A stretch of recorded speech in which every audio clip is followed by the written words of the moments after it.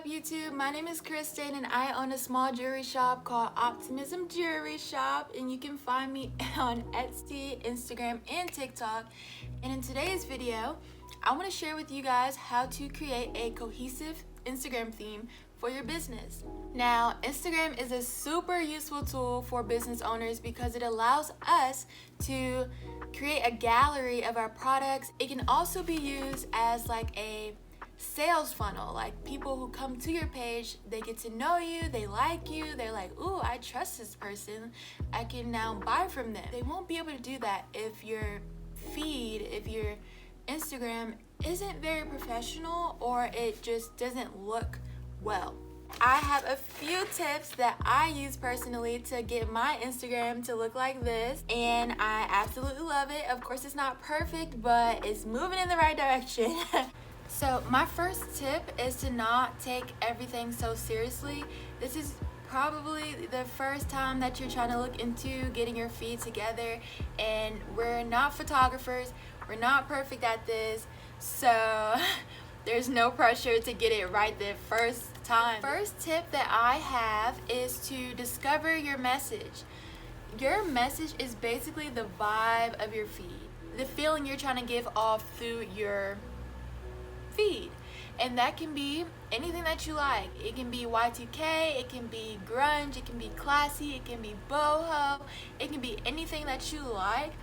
I personally think that it's important to have your feed kind of correlate with the products that you make, and if they don't, it can look a little confusing to your viewer. The second tip I have, one of the most important ones, is to take similar pictures. You have to have all of your pictures looking similar, like they belong together. If they don't look like they belong together, then how can you really make a cohesive theme? One way to do this is by using a plain background, like a white fabric, and adding things in it, like props, like a few props that will, spice up your picture. You're allowing yourself to have like a base of pictures that look similar, that look like they're sisters. They don't have to be twins, they're sisters and they belong in the same family. If you choose not to take similar photos, it'll be harder for you to get them to look cohesive and like they belong together. One benefit of taking similar photos is that you can take batch photos, which is basically when you take about a week or two worth of content, snap a week or two worth of content in one sitting, and it saves so much time. It allows you to be more present on social media because you're not taking so much time out of each day to make content. It allows you to use the same background and the same setup for all of your photos, which will allow you to have similar pictures. And the last tip that I have, the most important one that I've seen in my opinion, is using editing software. You have to edit your pictures. I know you may not feel like it. I know you may not want to because you're like, you don't want your pictures to be all filtered out. That's not even what I mean. Adding brightness, adding clarity, adding maybe a little bit of blur will take your photos to the next level. I take my photos on my iPhone. I take them outside in the natural light, and sometimes the sunlight's a little bit harsh.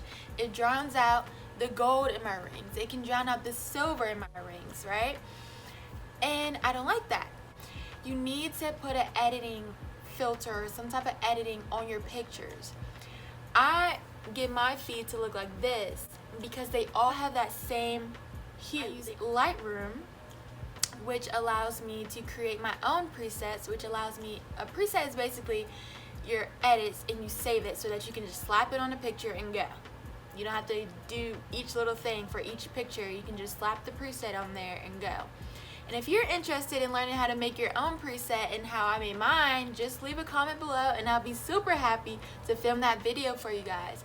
But yeah, you need to have a filter. If you don't do anything else that I'm recommending to you guys, have one filter that goes on all of your pictures that make your pictures look very similar and look like they actually belong together. If you do all three steps together, you'll have a feed that you really enjoy.